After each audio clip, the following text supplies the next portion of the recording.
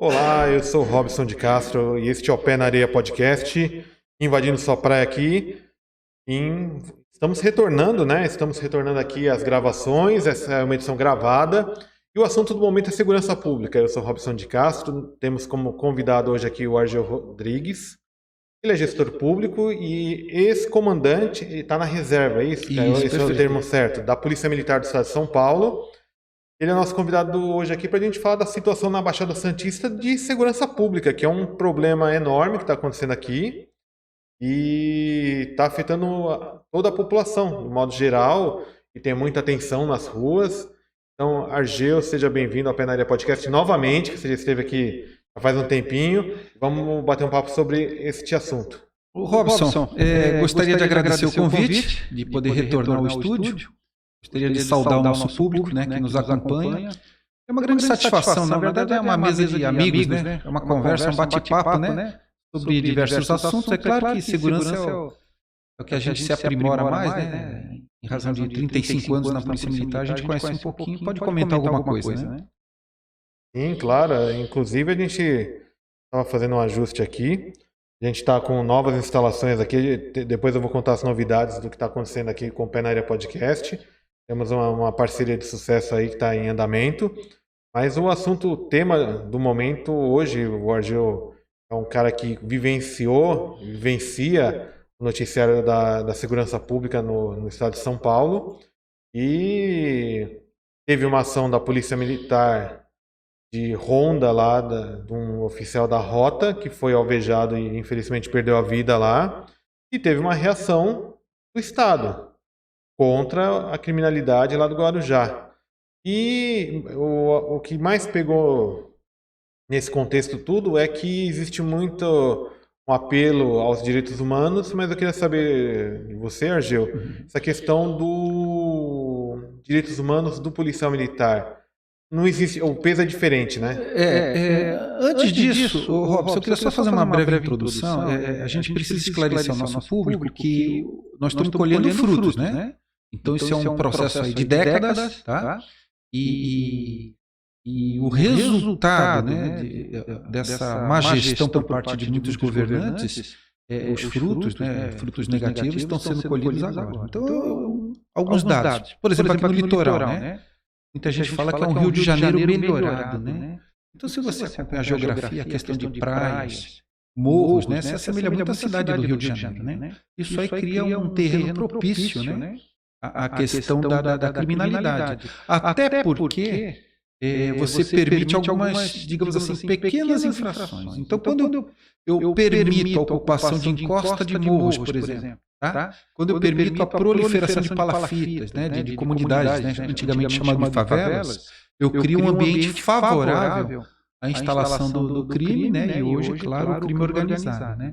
Então, na verdade, é um processo de décadas. E os frutos ruins, né, mais incisivos, estão sendo colhidos agora. Tá? Então, só essa pequena introdução. E nós tivemos agora, por esses dias, claro, uma operação do 1º Batalhão de Choque. Só um esclarecimento, até uma informação, né, Robson? Talvez as pessoas não saibam.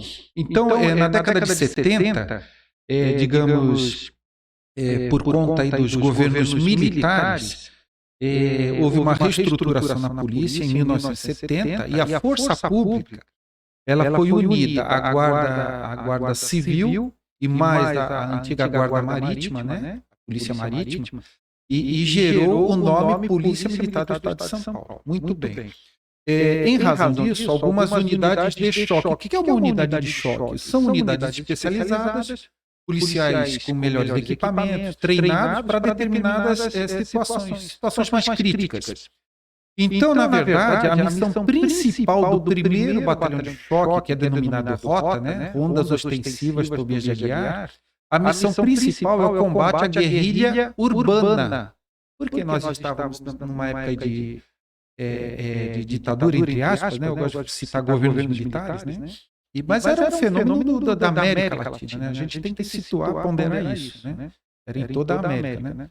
Se você observar, tem governos, por exemplo, a chilena, né? A Argentina também passaram por esse momento. Então, nós tínhamos o 1º Batalhão de Choque, que a missão principal era combate à guerrilha urbana, e a missão secundária é o patrulhamento preventivo, eles chamam do tipo rota. O que quer dizer? Viatura com 4 homens, melhor equipamento, treinamento, tá? Então, isso que é a rota, tá? No Guarujá nós tivemos aí um policiamento, né? Com equipes da rota, do 1º Batalhão de Choque, e alguns indivíduos efetuaram disparos contra a equipe. Sendo que um dos disparos atingiu, ferindo mortalmente o soldado Reis, e um outro disparo acabou ferindo outro policial. Na verdade, muito está sendo divulgado que estas operações são uma vingança. Não, não é isso. Se houve um crime de homicídio, você tem que, digamos assim, diligenciar na busca do autor do crime. E é isso que está acontecendo. Agora, o indivíduo, ele tira proveito da comunidade, da favela, né? Dos morros, da geografia do Guarujá, ele acaba se homiziando e fica difícil você fazer a sua prisão. Então, as equipes têm que adentrar aos morros, das comunidades, e é claro que a pessoa não vai receber com flores, certo? Porque muitos traficantes estão homiziados. Então, vão efetuar disparos, às vezes até sem conseguir, digamos assim, traçar uma trajetória de tiro, né? Tiros aleatórios para ganhar a fuga. E um dos disparos pode ter acertado o soldado Reis, né? Mas aí a imprensa noticia o sniper e tal, né? A nossa visão como técnico de sniper é outra coisa, né? Deve ter uma vida totalmente regrada, treinamento. Mas é o marketing, né? É a divulgação da coisa, né? E isso aí desencadeou uma série de operações. E toda vez, não só a equipe de rota, mas qualquer equipe que for adentrar um morro, efetuar uma abordagem, concretizar a prisão de um infrator da lei, vai ser recebida balas, não tenha dúvida. E aí vai ter a pronta resposta. Tá? Então, na verdade, são ações legítimas, mas é que, como a gente sabe também, né, muitas pessoas são orientadas até pelo próprio tráfico para fazer essas declarações. Não, houve excesso, invadiu minha casa, aquela coisa toda, né? Isso já era esperado. Eu acredito que a inteligência, né, e o governo do estado já tem essa ciência. Mas isso aí vai se apurar, não é concretizado, né? Aí passa. Eu posso até citar um caso interessante de salvo engano, São Vicente. Muitos anos atrás eu vi um caso que uma mãe falou, não, que eu vi a viatura, parou, o policial desceu, apontou aqui e acertou a cabeça do meu filho de 12 anos. Foi divulgado. Aí há uma investigação por parte da Polícia Militar e outra investigação por parte da Polícia Civil. Só que as pessoas não sabem que hoje, a cada 30 segundos, a localização da viatura, através da localização georreferenciada por satélite, ela gera um relatório. Foi colhido esse relatório, juntado no inquérito, e mostrou que essa viatura não estava ali naquela comunidade. Estava lá perto da Ilha Porchá, não tinha nada a ver com isso. Aí o delegado hábil chamou aquela testemunha, chamou para depor, né? Foi mais incisiva. E aí aquela testemunha abriu o jogo. Não, é que o tráfico orientou para a gente falar isso aqui. Ou seja, então, é assim que acontece. Então as pessoas, a nossa população, ela tem que estar esclarecida sobre esses fatos, né? Mas muitas vezes a mídia não divulga essa parte, né? Então a gente está aproveitando esse momento para divulgar, né?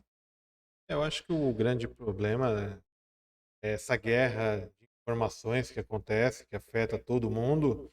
E aí fica, eu sinceramente, acho que o tá matando o Brasil é o jornalismo opinativo, onde o pessoal se pega nessa questão, tudo virou política. E não se atenta aos fatos, até porque, até onde eu sei, também é um cara do direito, né? Quem deve julgar, quem deve apurar os fatos é uma investigação, depois vai a um juiz, a promotoria, o Ministério Público que seja, depois tomadas medidas cabíveis. Hoje em dia, não, no Brasil existe um mau hábito de pega-se um fato, felizmente teve uma perda de uma vida do lado da polícia, e depois a polícia teve uma reação e foi lá no Guarujá e aparentemente, pelos dados oficiais, teve 14 mortes lá em possíveis confrontos.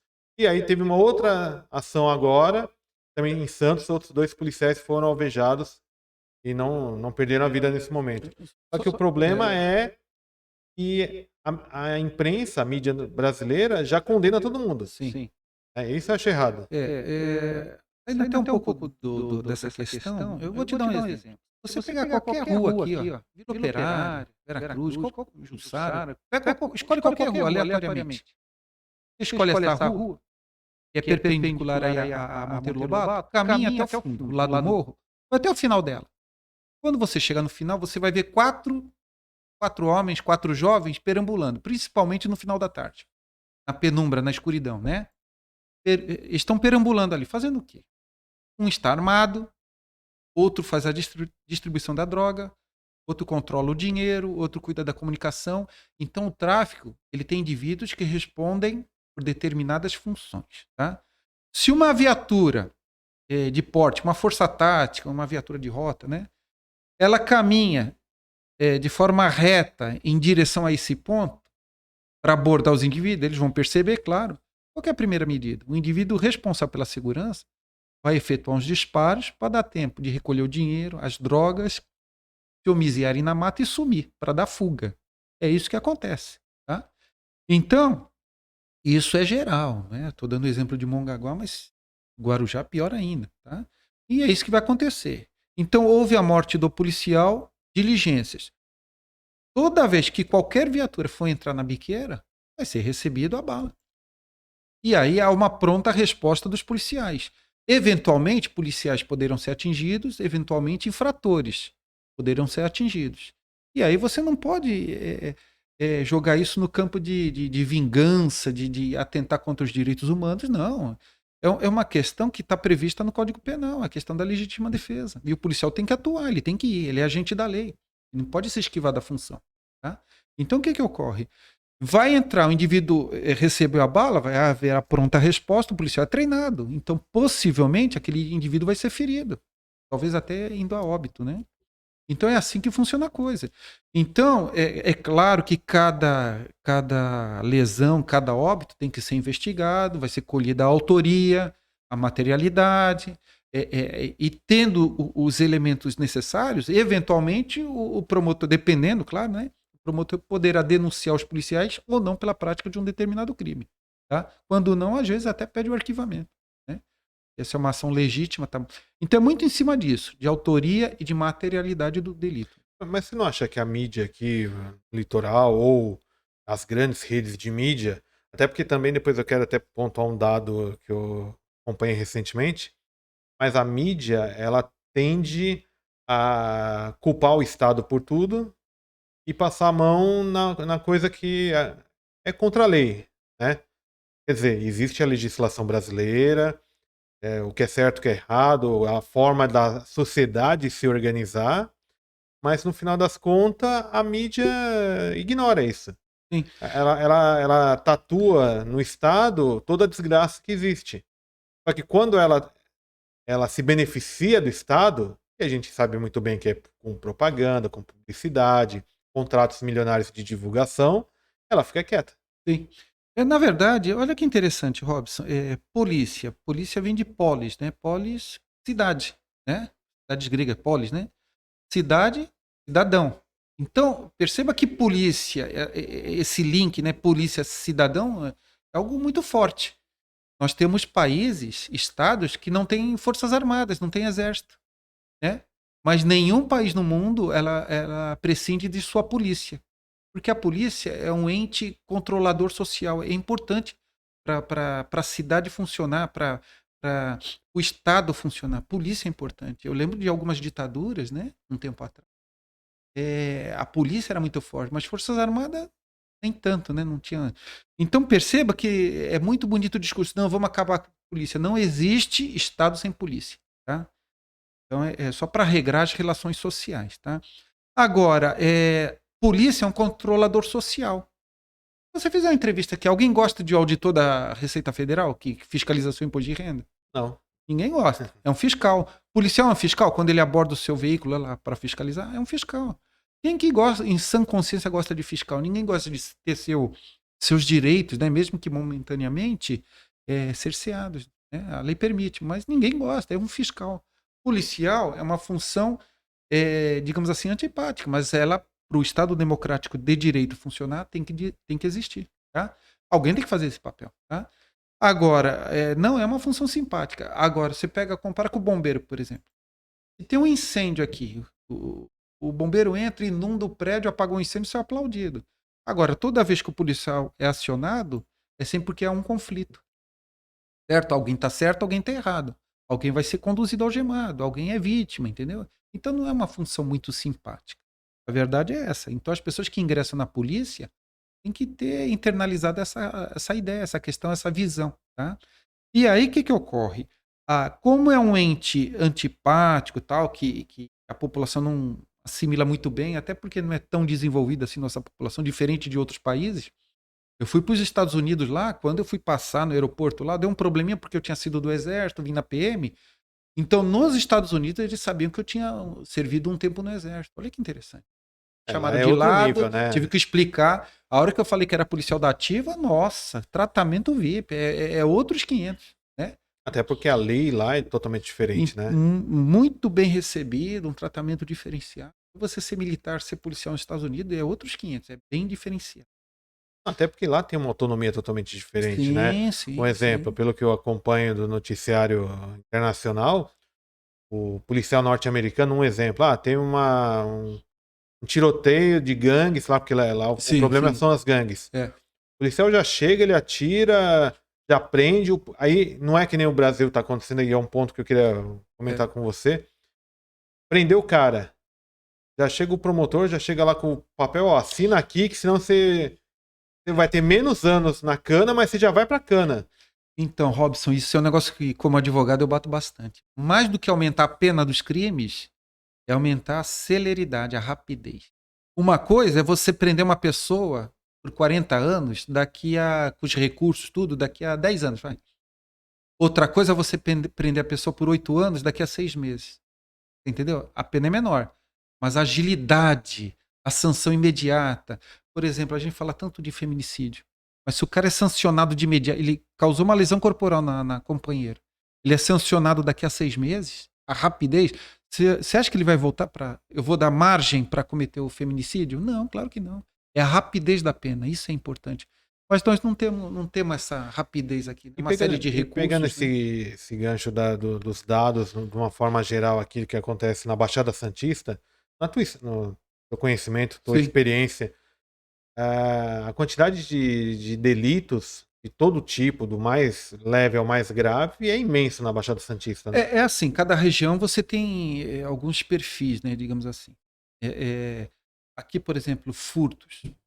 Nossa, é um negócio complexo, entendeu? Agora, você nunca pode falar, como eu já ouvi de algum prefeito, de alguns prefeitos, e não, eu não vou mexer com isso, eu não quero participar porque segurança é problema do Estado. Eu cheguei a ouvir isso de prefeito. Tá?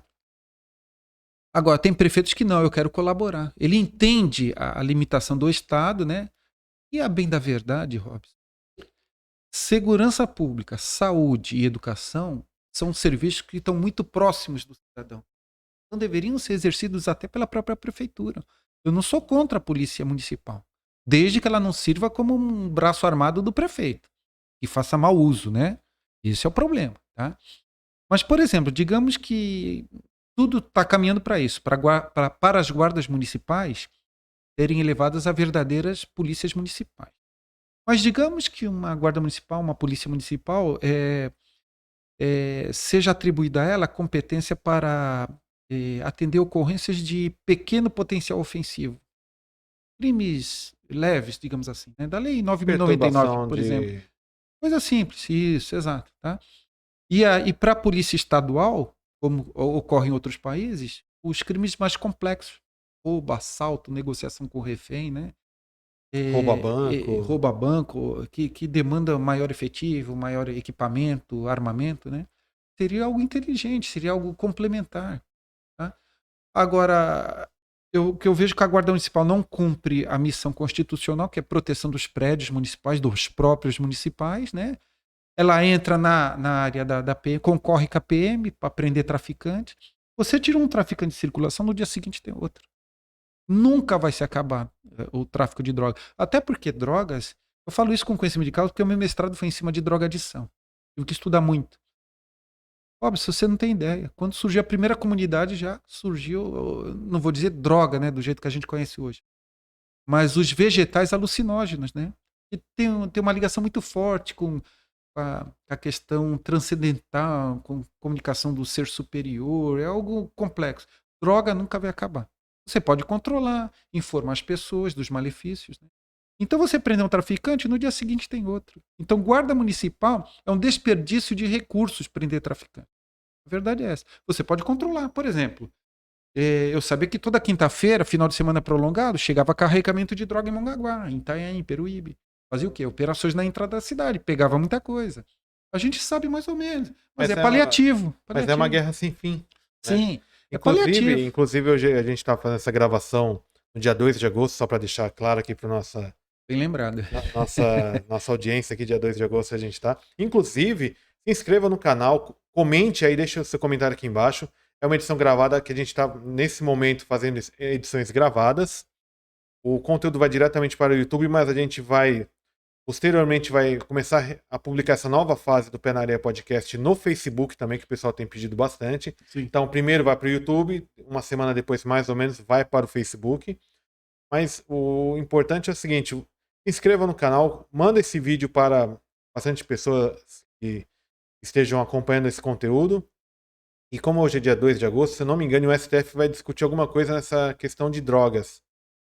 A quantidade que é permitida ou não, vai ter alguma discussão nesse sentido. Isso é complicado, Robson, porque é o seguinte, o direito não é uma ciência exata. Você sabe, você foi da área de TI, eu também, né? Então a gente sabe que não é uma ciência exata. Então, por exemplo, digamos que eu aborde um indivíduo, e esse indivíduo tem um caderno de anotações, uma pequena quantidade de dinheiro, uma pequena porção de entorpecente. Dependendo, né, com essas informações, o delegado pode prendê-lo em flagrante por tráfico. De repente o indivíduo tem uma grande quantidade, mas essa informação não tem outros dados, né? Então não é a quantidade, é o conjunto de informações. Isso é o que os juízes usam para fundamentar as decisões, né? E os bons advogados utilizam essa falta de padrão, digamos assim, para tirar proveito, claro, né? Então é um negócio bastante complexo, né? Essa questão da como que será o tráfico ou não, a padronização, quantidade, né? É um negócio muito complicado, né? Depende muito das circunstâncias, né? Até porque não é uma ciência exata, né? Você estabelecer um padrão é um negócio complicado. Recentemente teve um médico, né, que foi apreendido com uma grande quantidade, você lembra? Quilos, né, de droga, e falou que era para uso próprio. E aí? Fica aquela dúvida, né? Se é que é tráfico, não é? Não, mas eu acho que olha como que é complexo. Eu acho que o grande problema, hoje, sinceramente, eu acho que deveria... E não estou fazendo apologia, sim, longe de mim. Só que, pelo que a gente vê nas ruas, no mundo real, longe da internet, que hoje em dia existe dois mundos. O que está na internet, que todo mundo acha que é o mundo perfeito, e existe o mundo real, o chão de fábrica. Eu acho que a legalização poderia acabar com parte dessa guerra social que a gente vive, que não vai ter solução. Em outros países está uma guerra também e tem países legalizando essa questão. Só que o grande ponto-chave é que o Brasil é diferenciado porque a gente não tem uma economia forte.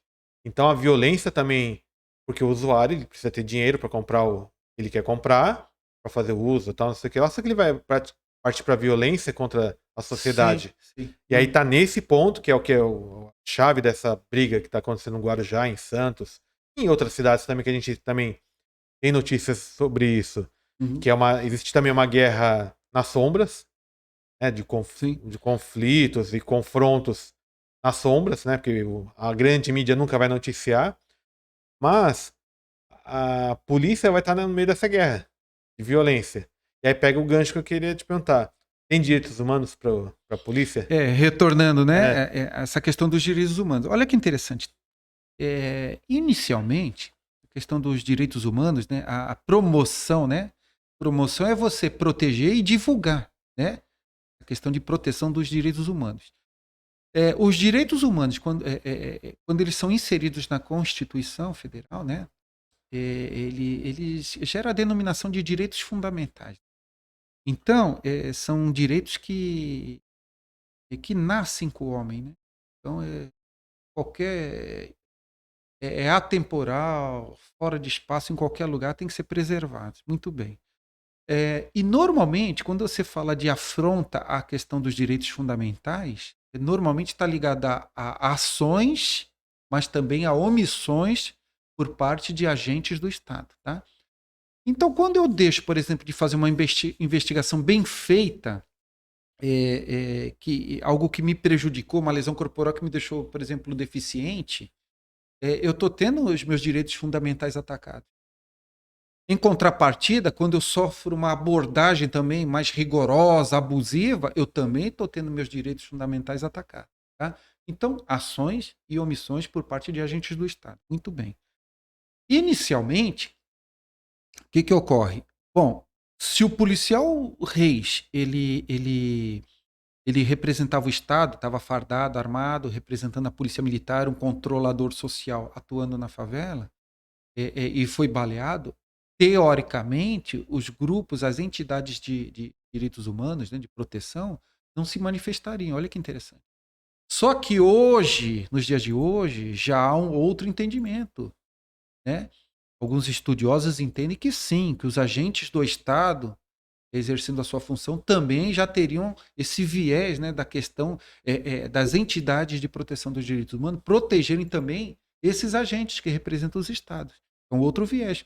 Por isso que raramente você consegue ver entidades de direitos humanos defendendo os agentes públicos. Né?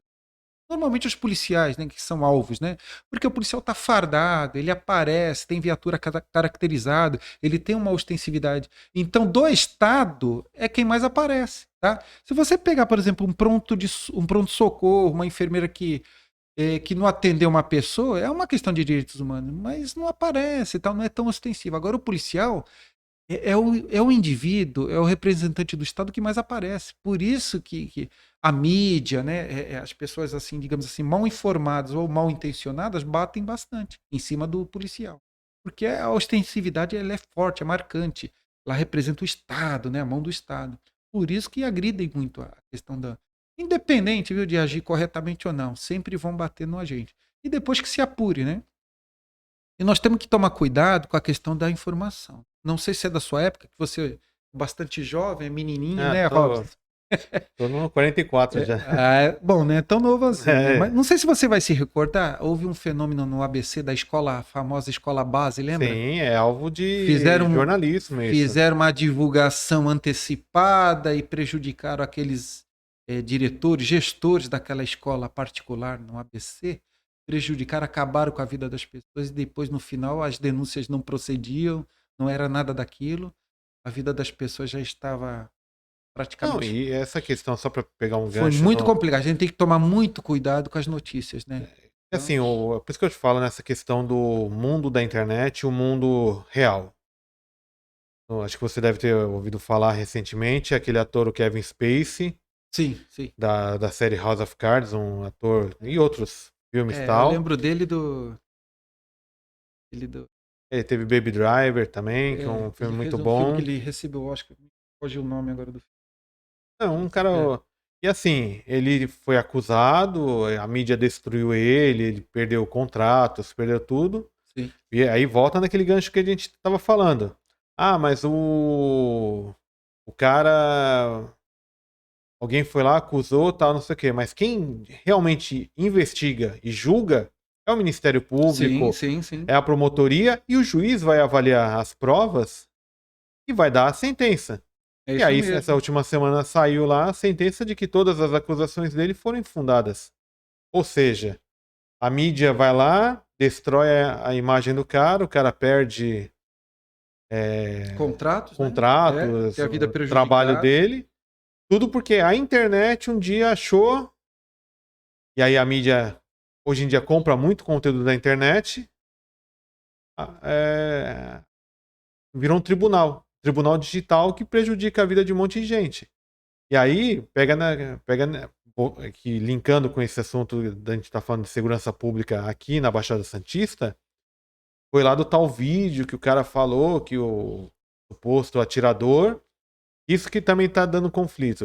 O suposto atirador que vitimou o policial militar da rota, ele fez um vídeo falando pro governador Tarcísio parar com a matança no Guarujá. Aí agora já é outro cara que deu tiro. Aí tem uma questão estratégica, uma questão de inteligência, né? Só voltando aqui, só um parênteses, Beleza Americana de 2000, que ele recebeu Beleza o Oscar, Americana, né? isso. Famoso filme, fantástico. Kevin Spacey. Aí então veja bem, não estou duvidando, tá? Mas veja bem, tropas especiais ocupando a cidade, o município de Guarujá. Você vai vender droga? Você vai fazer roubo? Cara, né? Você vai ter o produto de roubo sendo passado, negociado? Na área criminal estagnou, parou. É prejuízo para o crime organizado. Então vamos tirar esse pessoal daqui. Digamos que a inteligência da PM, associada à inteligência da Polícia Civil, realmente conseguiu levantar, até de forma ágil, né, o autor dos disparos. Parabéns, mérito. Mas eu não descarto também a possibilidade do tráfico pegar, como a gente fala aqui no popular, boi de piranha. Vai lá, filho. Eu vou bancar sua família, vou te dar um dinheiro depois que você sair e tal, advogado de primeira, faz o videozinho, se entrega lá. E aí, não estou dizendo que foi isso que aconteceu, mas eu não descarto a possibilidade. Aparece um indivíduo lá, até falou bem, um videozinho bem feitinho, do lado do advogado e tal. Não sei, né? São questionamentos meus, né? Outra coisa, digamos que não funcionou, né? Então já apareceu o autor, e teoricamente as tropas especiais estavam ocupando o Guarujá para tentar prender os autores do disparo, que vitimaram o soldado Reis. Mas as tropas não saíram. Pô, nós temos que desviar a atenção, não sei. Dar uns tiros no Guarujá, em Santos, no Morro de Santos. Entendeu? Coisas estão acontecendo, né, em outros municípios. Opa, tira aquela tropa especial do Guarujá, joga para Santos. Não sei se foi isso que aconteceu, mas são questionamentos, né? São coisas que o próprio governador está com um excelente comandante-geral, Coronel Cássio, formou comigo, foi meu colega de pelotão. Altamente capacitado, inteligente, né? Policial que... Não oficial de gabinete, policial de frente, né? De rua mesmo, né? Delegado também capacitado, né? Secretário de Segurança também, que foi policial. Então nós estamos no momento ímpar, né? De projetar nossa segurança, de mostrar competência. Agora, você acha que as tropas especiais vão entrar nos morros para fazer a prisão de infratores da lei e vão ser recebido com flores? Não. É tiro para tudo que é lado, não tem como. E o Estado não pode abaixar a cabeça. Agora, a gente nada contra a OAB acompanhar, outras entidades acompanhar, porque o 1º Batalhão de Choque é uma tropa que está habituada a embate. Então ele sabe coletar provas, fazer todos os registros, tudo certinho. Você vai ver que vai ser tudo arquivado, justificado. Isso aí não nos aflige, né? Isso aí é tranquilo. Agora, o cidadão de bem tem que entender que o traficante ele vai efetuar disparos. E o tráfico está bem armado, né? Quase um clima de guerrilha urbana. Foi que nem o caso da policial militar no Campo Grande, que tomou o tiro. Ela tava com um fuzil. E por incrível que pareça, como eu tava conversando de bastidores aqui, eu tenho rodado muito pelas cidades da Baixada. Ali é uma região de universidades, das faculdades ali. Ali é uma área movimentada.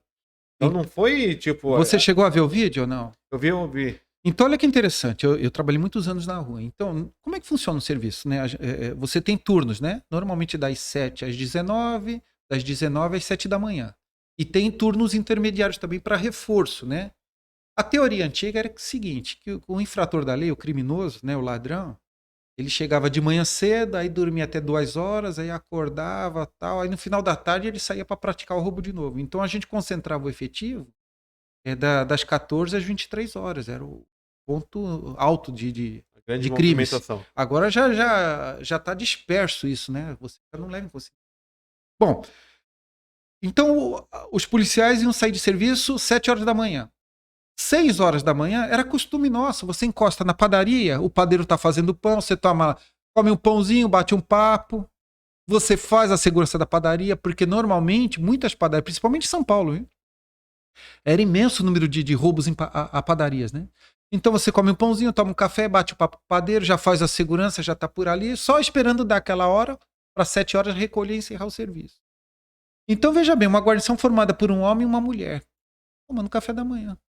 3 indivíduos armados, eu vi que, eu não sei, me deu a entender que era uma arma a calibre 12, né?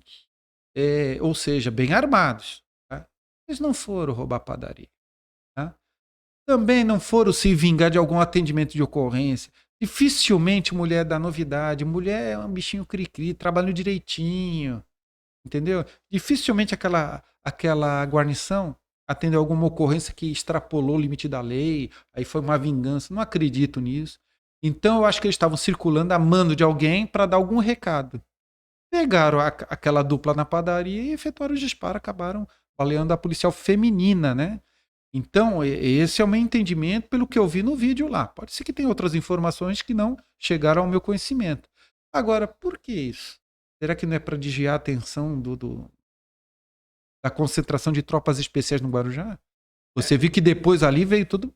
Houve uma movimentação ali no. Então, mas aí Em Santos, eu acho né? assim, existe um pensamento talvez até tolo de quem está organizando essa contraofensiva contra o Estado. Porque o Estado ele é muito grande. Sim. Para movimentar mais um batalhão de São Paulo para o litoral, tem 600 no Guarujá, tem 600 policiais no Guarujá. Para movimentar mais 100 de São Paulo para a capital, que seja para ficar um mês ou uma semana, é muito fácil. O governador ele determina e movimenta a tropa de quem tiver. Não digo sobrando porque falta policial militar. Mas eles conseguem organizar. Eu tenho um caso prático chamado Operação da Mata Santa Teresa. Ribeirão Preto, traficantes efetuaram disparos contra a viatura do tenente, né? Era um soldado, motorista e o tenente. Mataram o soldado, o tenente ficou ferido. Um mês sem ir embora para casa. Despedi da esposa, vou ficar um mês em Ribeirão Preto, operação direto. Congregou 7 batalhões da região, de 96 cidades da região de Ribeirão Preto, CPI 3, né? Ficamos lá um mês fazendo operação até prender alguns. É assim, na hora que você enquadra o indivíduo, né, o infrator da lei, a opção é dele. Ou ele se entrega, né, vem, algema, conduz, ou ele efetua disparos, a PM vai responder. Só que a PM tem treinamento, tem estratégia, tem os recursos, né? E aí o resultado não é o desejável, né? Óbito, né? Então o infrator da lei é que escolhe a forma como que ele vai ser recolhido, né? Digamos assim. Então foi uma operação muito grande e é isso que você falou. O Estado tem todo movimento, acabou a operação. Agora, é só problema do Estado, o Robson? É isso que eu falo. Então, essa ocupação desordenada de mangues, de encosta de morro, a proliferação de indivíduos perambulando aí pelas cidades. Por exemplo, eu, quando comandei aqui em Mongaguá, chegava denúncias direto de viatura, de veículos, né? Veículos, de vans trazendo moradores em situação de rua, de São Paulo, da ABC, trazendo e desembarcando debaixo da ponte. 3 horas da manhã as pessoas me ligavam no meu telefone e tal. Eu saía lá, nunca pegava, era difícil, né? Um desembarque muito rápido. Aí eu entrevistei o morador de rua. Ele falou, não, eles bateram na gente, mandaram a gente olhar carro na praia para pegar um dinheiro para se manter e não voltar mais para a cidade. É um problema, né? Então, se você andar no centro de Santos, é muito complicado. Então, todo mundo ali pedindo dinheiro. Concordo Outra plenamente. coisa, como é que eles sobrevivem? Então eu vou furtar portão, aquele ferro maciço, tampão da Sabesp, fios, certo? Agora alguém compra. Claro. Então, se a prefeitura tem uma fiscalização de inopino, sem programação, de inopino, eu vou lá, monto a operação, vou lá e bato no desmanche, né? Vou fiscalizar, opa, sabe? Eu começo a evitar a receptação. O morador em situação de rua ou o ladrão, ele não tem para quem vender. Então, teoricamente, vai reduzir, você entendeu? Não, mas é que nem então a prefeitura ela tem que participar de forma ativa. Nós somos companheiros da gestão pública, né? Isso, Eu queria pontuar isso, que são 2 assuntos complexo, que eu acho que... complexo. Não, mas eu acho que o problema é que se passa muito a mão na cabeça das coisas erradas. Então, não, tipo, vamos deixar acontecer e deixa acontecer. Até porque o gestor fica pouco tempo. Mas né? O problema persiste. O BO estoura lá na frente, né? Um exemplo.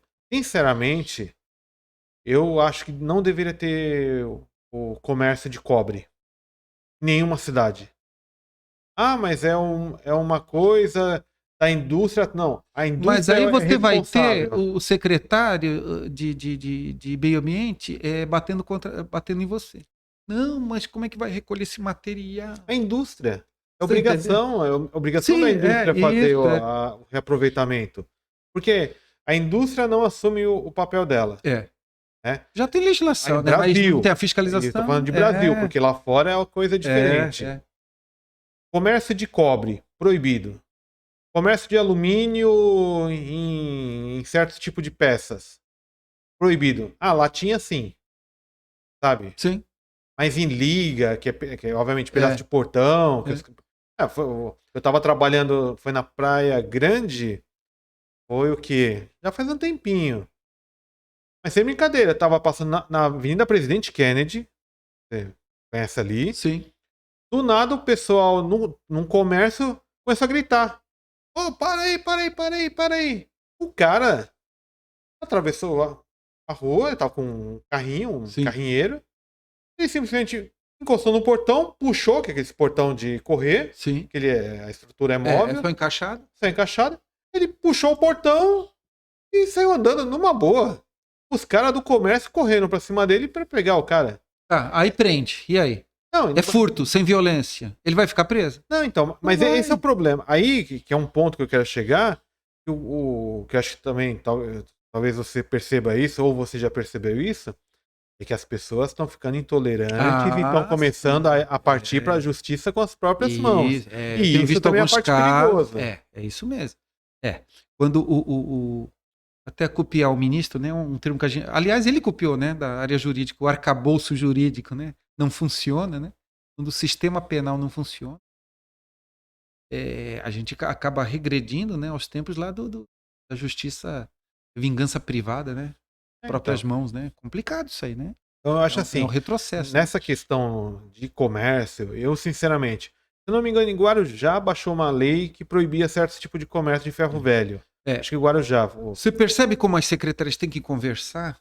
Sim. Porque é muito não, aqui até... Agora, eu tenho casos práticos, digamos assim. Então, por exemplo... Espera só um pouquinho, para não perder o fio para a gente fechar o assunto. E nessa questão social, eu acho assim, vou pegar um exemplo e talvez nem seja o melhor exemplo, mas que nem Praia Grande tem o Centro Pop, que é um centro de uma casa de passagem onde as pessoas tal. Eu já conversei com um monte de gente, porque eu estou lidando com muita gente no dia a dia, eu bato papo com muita gente e tal. Eu acho assim, não adianta catar o cara e também só dar a passagem. Tem que falar assim, a pessoa ela quer uma oportunidade de vida. Você lidou nessa questão Você passa para mim, passa filme na minha cabeça. Mas eu trabalhei em muito lugar. O cidadão, pegar um exemplo lá, o cara é morador de rua. Tem que catar alguém lá, um cara que entenda da psicanálise, do psico da pessoa, falar assim, vamos conversar, amigão, de onde você veio, para onde você vai, qual que é a tua história? Dali você já vai saber, às vezes o cara é um cara que tem uma aptidão, ele sabe fazer alguma coisa, que ele pode ajudar aquela mini comunidade ali. Um exemplo, o cara chegou lá, é um morador de rua, às vezes por causa da Covid, a família dele toda morreu, ele perdeu tudo, perdeu emprego, perdeu casa, perdeu os familiares que foram vítimas da doença. Sim. E ele perdeu tudo, ele foi pra rua. E aí ninguém mais deu uma oportunidade pro cara. Sim. O que deveria fazer pro cara? Qual que é a tua história? O que você sabe fazer? Em vez de você ficar perambulando pela rua, fica aqui dentro desse centro. Ajuda a gente aqui a arrumar uma lâmpada, a pintar, a fazer a limpeza, a fazer a alimentação dos outros, tal. Aí você vai dando oportunidade e aquela pessoa você vai se sentir feliz. E aí você tem que chamar também a sociedade empresarial e falar, vamos dar oportunidade para essa pessoa. Obviamente, tem gente que tem problema com narcóticos, com bebida. Sim, aí é uma outra questão. Isso. Mas o Estado tem essa dinâmica de saúde, que foi a grande polêmica lá que o Tarcísio queria levar o pessoal da Cracolândia para o Bom Retiro. E os caras desceu a marreta nele lá, mas nem foram ver qual que é a real situação lá do Bom Retiro, porque lá tem estruturas, pelo que eu pude apurar. Sim.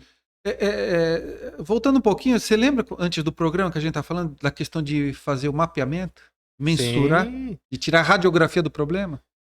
Então é o seguinte, quando você entrevista os moradores em situação de rua, por exemplo, você vai descobrir indivíduos procurados pela justiça, indivíduos que estão fora dos seus municípios por algum motivo, dependentes, pessoas com esquizofrenia, vários casos. E aí, assim, você faz contato com a família do interior, você paga passagem, a família fica esperando o desembarque dele, você consegue enviar a pessoa para sua cidade natal. O pessoal dependente, você faz o tratamento. O pessoal infrator, claro, você vai prender, recolher, né? E vai adotar as medidas necessárias. Vou te dar 2 casos que eu acompanhei de perto. Santos. Santos está até no lema da cidade, liberdade e caridade, né? Bonito, né?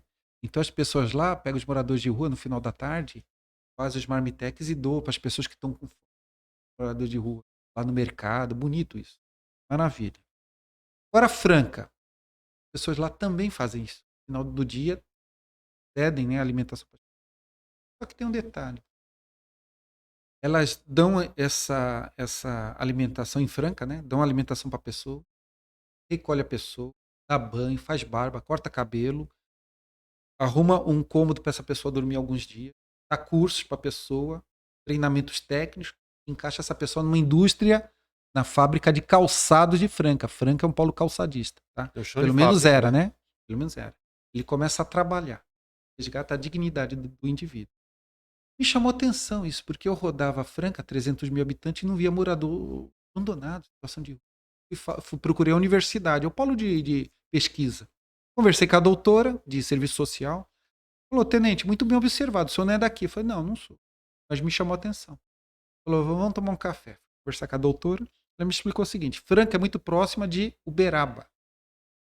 Uma cidade católica, Franca. Mas é muito, muito próximo de Uberaba, reduto de Chico Xavier. E a questão da. Não defendendo doutrina, religião, nada disso. Mas a doutrina espírita, ela tem muito essa questão de caridade, né? Então, em Franca, eles levam muito a sério isso. Inclusive as duplas sertanejas, né? Franca é a cidade que mais fornece dupla sertaneja para o Brasil. Olha que interessante. Inclusive as duplas sertanejas, eles têm esse trabalho. Então, assim, é um trabalho muito forte. Eles recolhem a pessoa, dá alimentação, dá banho, cuida, treinamento, encaixa, dá um emprego para a pessoa. Santos só faz a metade, só dá alimentação. Não sei se é isso que a gente tem que rever. Então eles dão um encaminhamento, que é isso que você está falando. Entendeu? Tem todo um trabalho. Não é só dar alimentação. É muito pouco, né? A pessoa vai ficar perambulando. Você não resgata a dignidade da pessoa. Sim. Só para você que acompanha o Penaria Podcast, nessa questão de gestão pública, eu e o Argel estudamos isso, que ele citou a questão do monitoramento, do registro, da mensuração. Da mensuração. Isso. Qual que é o grande detalhe na questão de gestão pública? É você planejar e documentar isso. Documentar não é papel, não, é digitalmente mesmo. Você saber a origem das pessoas, ter um cadastro da própria população, isso. E isso não acontece. O cadastro. Entendeu? Então esse é um grande problema aqui para você. Às vezes o pessoal que acompanha a gente aqui fica meio na dúvida, mas em gestão pública, as ferramentas mais atuais trabalham muito essa questão do monitoramento, da mensuração correta, para você saber exatamente quem é que está na cidade. Então não adianta falar assim, vocês estão falando coisa que é de outro mundo. Não, tem ferramenta para isso. Sim.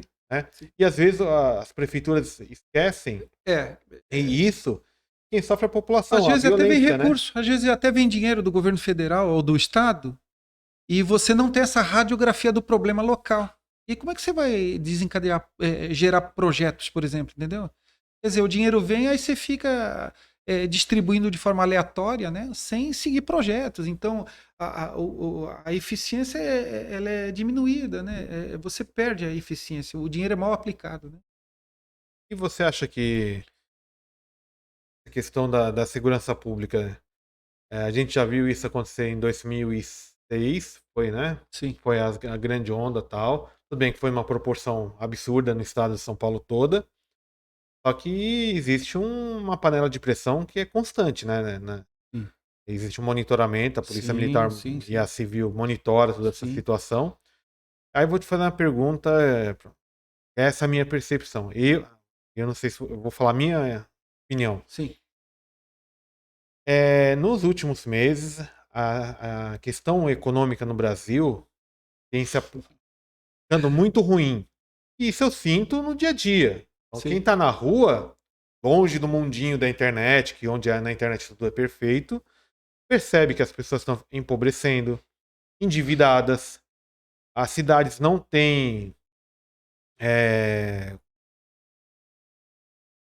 não estão crescendo como deveriam estar crescendo, Sim. tem muitos comércios fechando, empresários passando dificuldade, aí vem o governo, vem com essa história, mas a taxa de juros é alta. A taxa de juros já foi alta, ou até maior em outros tempos, mas não estava nessa coisa que está. E pelo que eu acompanho dos economistas falando, mas a taxa de juros está altíssima, não sei o quê, e é isso que está afetando tal. Mas o governo não para de gastar absurdo. E esse é um problema, porque a gente é que está pagando essa conta, e por isso que a gente está empobrecendo, a gente está gastando o nosso dinheiro do dia a dia para alimentar um dragão que está só crescendo. Então, na minha opinião, essa questão da segurança pública é muito atrelada a esse empobrecimento da população. Basicamente, né, de forma bem resumida assim, segurança pública trabalha com os efeitos, né? Os efeitos, não com as causas. Tá? Me recordou um exemplo aqui. Voltando à Franca, foi 10 anos lá. Polo industrial, indústrias. A renda lá, a maior parte de indústrias de calçado. Eu trabalhei um tempo no planejamento. Então, eu tinha um batalhão com 800 homens. Então você, teoricamente, né, numa indústria você pega os 800, né, distribui ao longo dos 12 meses para dar férias, afastamento, licença, certo? Você distribui e todo mês tem aquela quantidade de profissionais afastados. Mas no policiamento não é assim que funciona. Tem as demandas. Tá? Então, por exemplo, no batalhão do litoral, você vai dar férias para algum policial em janeiro, na Operação Verão? Nunca. Ninguém tira férias. Então, de dezembro a março, PM do litoral não tira férias. Então, o que acontecia? As indústrias. Toda vez que o real ele se distanciava do dólar, as exportações aumentavam, certo? Quando as exportações aumentam, eu vou exportar calçado, sapato. Então as indústrias vão trabalhar a pleno vapor. Então eu tenho que ter o maior número de funcionários possível. O que acontecia? As indústrias contratavam a maioria dos profissionais da cidade de Franca, contratavam das cidades vizinhas e ainda faltava gente. Então o Senai bombava formar gente técnico para trabalhar na indústria de calçado. Quando o real estava próximo do dólar, as exportações diminuíam, as indústrias diminuíam as pessoas eram mandadas embora e ficavam desempregadas. As pessoas ficavam desempregadas, furto e roubo. Então, chegava uma hora que, para dar férias para os policiais, para eu saber se eu tinha que ter mais ou menos viaturas, eu não monitorava o indicador de criminalidade, monitorava o dólar. Quando o dólar começava a distanciar do real, eu sabia que eu podia dar férias, porque furto e roubo diminuía. Olha que interessante. Então, a PM trabalha com efeitos, com resultados. Então, a questão econômica refletindo na segurança pública. Olha que dado interessante. Então, percebe que é uma questão de planejamento. Agora, a desorganização social também pesa. É isso que eu estou falando. Quando eu permito, nos dias de hoje, né, viramos 2000, eu com a maior palafita da América Latina, tantos, é uma vergonha isso. Já era para ter acabado. Entendeu? E não só lá em Encosta Santos, né? de morro. Tá tendo uma briga Não, entre TV Santos Guarujá. e São Vicente. Exato. Que foi ali, Santos fez uma obra contra a enchente lá. Isso. Que aí, quando o Santos liga o sistema contra as águas lá da enchente, lá da Alta da Maré, reflexos negativos, joga água na Ilha dos Bugres. Isso. Aí até o Caio Amado, que é o prefeito de São Vicente, que inclusive a gente vai bater um papo com ele em breve aqui, ele estava citando que já pediu lá ajuda lá ao governo do estado e ao governo federal e também movimentou as secretarias dele lá para tirar as famílias de lá. Aí pega num gancho, só para completar. Não adianta deixar o cara lá. Isso. Lá é uma área de escoamento de água. Aí tem as palafitas. O problema não é o meio ambiente, que ali é uma área de água. Sim. Tem que tirar o povo de lá. Sim, você está ocupando a área da natureza. Sim. A conta vai vir, entendeu? É por isso que eu falo desorganização social. Agora aqui tem um diferencial. No interior, você está numa cidade, você anda 30 quilômetros, chega em outra, 40 quilômetros, chega em outra. Aqui não, Robson. As cidades são conurbadas. os problemas têm que ser gerenciados de forma conjunta. Eu não posso resolver o problema só de Mongaguá e esquecer Itaim e Praia Grande, não. Vai ter reflexo, tá? Então, o que acontece? Aí você tem a Condesb, né? O consórcio dos Conselho. prefeitos aí, nossa, né? Tem a Inclusive o AGEM, que é a Márcio, agência executiva, né? inclusive o nosso prefeito aqui de Robson, Mongaguá é eu o tô aqui 20 presidente. anos no litoral, né? Depois que eu voltei do interior, que eu sou daqui do litoral, né? O que você vê de concreto que é gerado aí da Condesb e com reflexo na AGEM, que é o órgão executivo? Nada. Tem uma coisa, Entendeu? O que você que vê? teve a Eu não consigo. regulamentação dos motoristas de aplicativo que já Ah, está sendo adotada. é. E assim, até inclusive a gente vai bater um papo em breve também, já Então, tem contato ontem eu com conversei com 3 motoristas de Uber. Eu falei, qual o reflexo positivo dessa lei? Ó, nós lemos a lei lá para nós, não, fala só da questão de mapear a quantidade de motoristas. Sim. Será que não é para gerar algum tributo a mais aí na cidade? Não, assim, limitar a atuação? Não sei. que nem a gente Dificilmente os vai- nossos políticos atuam em pró do cidadão. É a complicado. gente vai bater um papo, a gente já até fez o primeiro contato com o Leandro Avelino, que é o secretário de mobilidade da Praia Grande. Isso, Ele vai vir bater um papo com a gente para falar Se ele sobre esse esclarecer assunto. que é só para controle, né, Não, mas o problema é que para políticas de mobilidade, é ótimo, como está na lei, né? eu entendo bem, mas eu acho que eu entendo bem nesse assunto, pelo seguinte ponto. O grande problema que é isso que eu falo, a internet é uma coisa, o mundo real é outra. Sim. A Baixada Santista tem que adotar uma legislação única. Não adianta a Praia Grande adotar uma lei, Guarujá tem uma lei já, Peruíbe tem uma lei, inclusive que nem Uber não tem em Peruíbe, só tem a 99.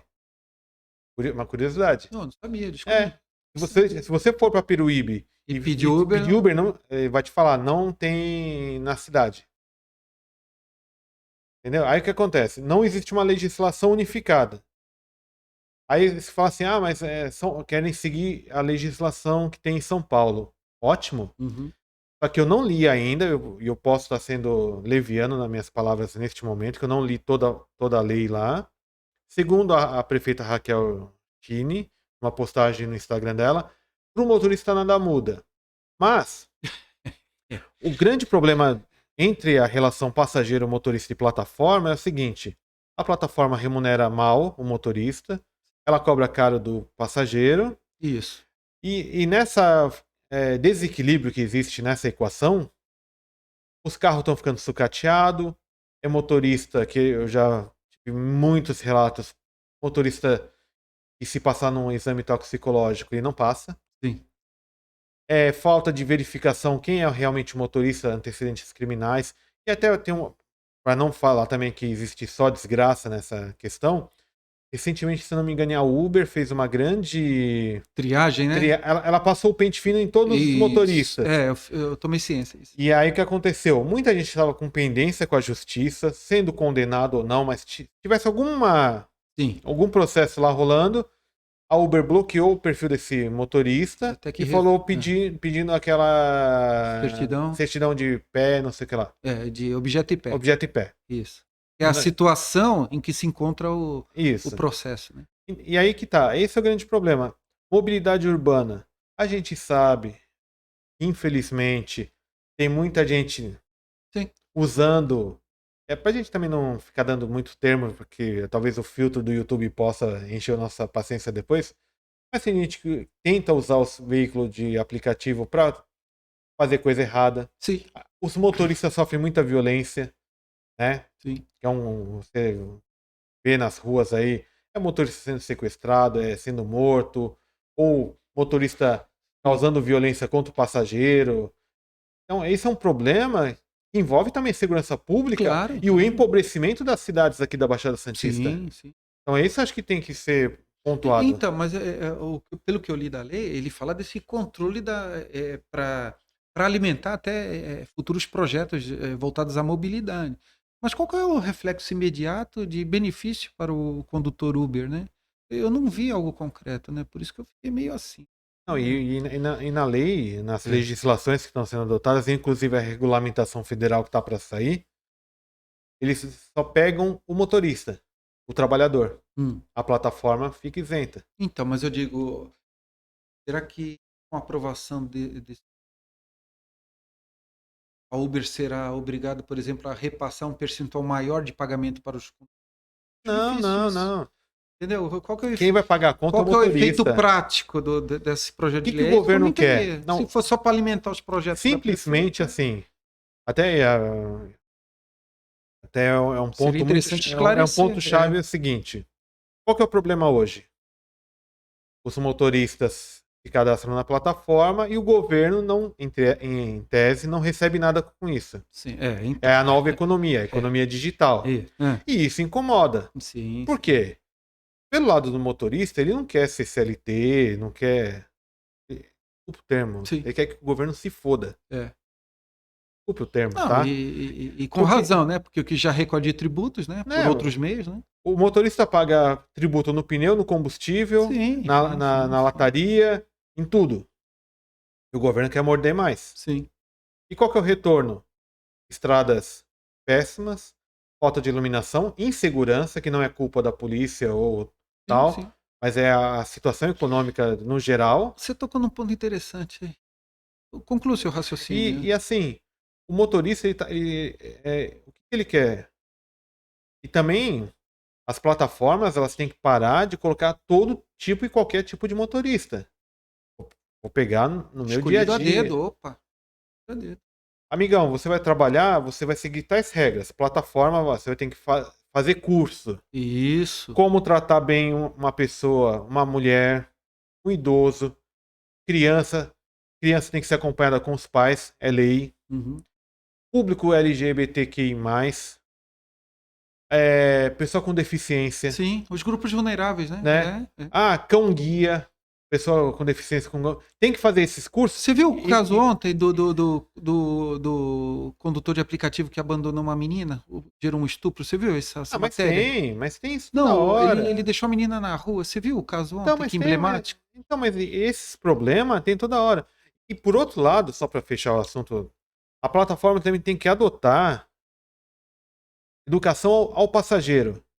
Sim. Passageiro, você tem direito a ir e vir, você vai pagar um valor tal, só que, respeite o motorista. Seja cortês. Não suje o carro do motorista. Isso. Se você bebeu, você não pode entrar com bebida no carro. Tá com comida? Comida. Garrafas. Não pode entrar com um alimento dentro do carro. Bagagem. Isso é um problema enorme, principalmente no litoral. Se você está com bagagem, você tem que chamar um carro no Uber, tamanho. Isso. No tamanho maior. Que a gente, na Uber é o Comfort ou o Bag. Isso. Que aqui a gente não tem o Black. E na 99 é o Comfort. Mas a plataforma tem que explicar para o passageiro, faça a coisa certa. Sabe? Você tá levando um cachorro? Cachorro? Bom exemplo, você foi policial militar nas ruas? Se o policial militar parar um carro e tiver um cachorro solto dentro do carro, não é multa? É infração de trânsito. Sim, claro. Né? Sim, perfeito. Então, tem que informar isso ao passageiro. Porque tem passageiro que o cara chega lá para pegar o passageiro, o cara tá com 2 cachorros solto no colo. Nossa. Tem passageiro... O cão reage ao meio ambiente, pode gerar até um acidente. Sim, distrair, tem passageiro que quer fazer mudança no carro. É corriqueiro isso. Então, se você não educar o passageiro, aí infelizmente, aí vão falar assim, mas vocês estão saindo do assunto. Não, isso infelizmente está gerando caso de violência. É oportuno. Por quê? É motorista que agride passageiro. É oportuno. É passageiro que usa a plataforma para cometer crimes. Sim. Violência, assalto, agressão, sim, uma série furto, tal, dano ao veículo, tal. Sim. Então, assim, enquanto... E pega no gancho maior que a gente estava falando, de sempre estão passando a mão nas coisas que são erradas. Vamos aliviar para tudo que tá errado. Deixa lá, nada... A gente tá ganhando nosso dinheirinho, deixa acontecer as coisas erradas. E a desgraça bate na Eu lembro muito daquela teoria do combate aos pequenos delitos, né? Se você coíbe as pequenas infrações da sociedade, você lá na ponta da linha você acaba evitando os grandes crimes, né? Mas só recordando algo que você colocou, eu percebo, por exemplo, nas prefeituras, né? As secretarias não se conversam. Tem um determinado projeto, mas assim, eu não vejo a integração entre as diretorias, secretarias, né? Vou te dar um caso. Está falando muito da ponte ou do túnel da travessia Guarujá Santos, né? Tá? Já inauguraram 4 maquetes aí, desde que eu era moleque, né? E agora nada. Mas eu fui num programa certa vez e eu joguei isso no ar e gerou um desgaste. Por quê? Eu só estava pensando na travessia. Bom, você concorda comigo que isso vai melhorar a mobilidade, não tenha dúvida, né? Tranquilo, o fluxo de pessoas e de veículos. Eu estou pensando na segurança pública, eu conversei com o ente público, eu tenho um relatório de impacto na segurança pública? Não, só do meio ambiente. Tá? Tá? Fora que Então, demanda digamos equipe que de seja uma bombeiro ponte. especializada. Digamos que seja uma ponte, tá? A ponte ela vai fazer a projeção, né? Quando eu faço a projeção, tem os pilares. Esses pilares não vão servir de abrigo para moradores em situação de rua? Sim. Eu já estou computando essa questão, como que eu vou inibir isso? Qual o artifício que eu vou utilizar para evitar essa concentração de infratores ou de moradores em situação de rua? Você entendeu? Então, Não, as secretarias têm que conversar. E fora as pessoas que possivelmente vão ter 2 tentativas de uso. Um para se divertir, que vai querer subir na ponte e pular no mar. Vai ter algum posto de controle da polícia? Ou outros que vão tentar tirar na a própria chegada ou vida. na retirada de Santos ou de Guarujá? Ou o indivíduo pratica o roubo em Santos, vaza para Guarujá e ninguém interfere? Igual no Paraguai. É uma via expressa. Então, Paraguai, a ponte da amizade. Você percebe como que é o negócio? Eu joguei isso e gerou um desconforto, porque eu vi que ninguém conseguia me responder isso aí, entendeu? Então, as secretarias têm que conversar. E quando eu fiz alguns cursos na PM, eu sou auditor da qualidade também, eu batia muito nisso. A gente fala muito de relatório de impacto no RIMA, né, no meio ambiente. Relatório de impacto na segurança pública. Relatório de impacto social. Eu vou construir um shopping, tá? Eu vou construir um shopping, né? Qual que é o impacto disso naquela sociedade? Não é só o meio ambiente que é prejudicado, é a questão social, né? Questão de segurança pública. Eu tenho que ver tudo isso aí. E eu percebo que o Brasil ainda não está muito desenvolvido nesse aspecto. É uma colocação, uma ponderação. O problema, Argel, até para a gente já ir caminhando pro finalzinho desse primeiro, que será a gente já dá uma série. Até para contextualizar aqui com o pessoal que está acompanhando a gente primeiro aqui no Penaria Podcast, a gente pretende com o Argel aqui vindo regularmente aqui para a gente falar de segurança pública, que acho que é um assunto pertinente no Brasil nesse momento, até porque também tem desarmamento, civil. Muito. O assunto é vasto. E você vai ver interessante que em se tratando de segurança pública, todo mundo é especializado, todo mundo é palpiteiro, né? Você vai observar esse tipo de coisa, né? Então, mas na internet todo mundo é todo mundo comenta, todo mundo palpita, né? Agora, então, quem vivenciou o chão de fábrica é outra coisa. É diferente, né? Tem algum... E nesse ponto que eu queria comentar com você, é o grande problema do... Tem muitos assuntos que fica nessa discussão que você falou, que envolve a política. Os caras não conversam. Não conversa mesmo. Não. É que nem agora. E é um assunto para um outro podcast, ó, a gente já vai deixar engatilhado aqui. O pedágio de Itanhaém. Sim. E assim, a gente já conversou aqui com um vereador aqui, em outras oportunidades, em programas anteriores, é só acompanhar aqui no Penaria Podcast que tem lá. O governo do estado vai privatizar isso. Sim, claro. Entendeu? A rodovia... os vereadores de Itanhaém estão batendo o pé tal sobre o pedágio. Mas foge da jurisdição. Não agrega. Entendeu? O que tem que ser discutido, eu acho que é o ponto tal, qual o impacto na segurança pública. Isso. E quais serão os benefícios, o que a empresa que ganhar a concessão, deve ser de 30, 50 anos talvez, vai fazer por cada cidade. Sim. E não adianta falar assim... Serviços de emergência, guincho, pavimentação. Quer ver um negócio que é crítico? Passarelas. Sim. Iluminação de passarela. Olha o problema que é. Tinha que fazer igual a Praia Grande. Por todas as passarelas no chão, fazer tudo por debaixo. Aproveitar o momento. Vai ter que fazer a concessão? A empresa vai ter que fazer a contrapartida dela. Quantos viadutos vai ter que fazer lá em Mongaguá, ou Itanhaém, ou Peruíbe, ou até o Vale Já tem que estar na ponta do Sim, lápis sim, e tudo computado. tudo Opa. computado e registrado Sim. para ser acompanhado pelo Ministério. Eu penso muito na fuga de infratores da lei, né? Será que haverá marginais para Os marginais? o trocadilho. Será que haverá avenidas marginais para eventual fuga, eventual congestionamento, por exemplo, um acidente grave, uma carreta tombou lá, parou a rodovia? Quais as possibilidades? Então, veja bem, eu gero problemas para o município, né? Tudo isso aí não é só simplesmente o discurso, vamos impedir o pedágio porque gasta. Não é só isso, né? Eu tenho que ver os reflexos, né? Tem tudo, Mas toda essa questão, né? esse pra gente já ir caminhando pro finalzinho. Argel, o problema assim, fica sempre passando a mão na cabeça. Não, a gente tem que ser uma área, o litoral tem que ser tudo numa boa, todo mundo tem que viver com um baixo custo de vida. Isso.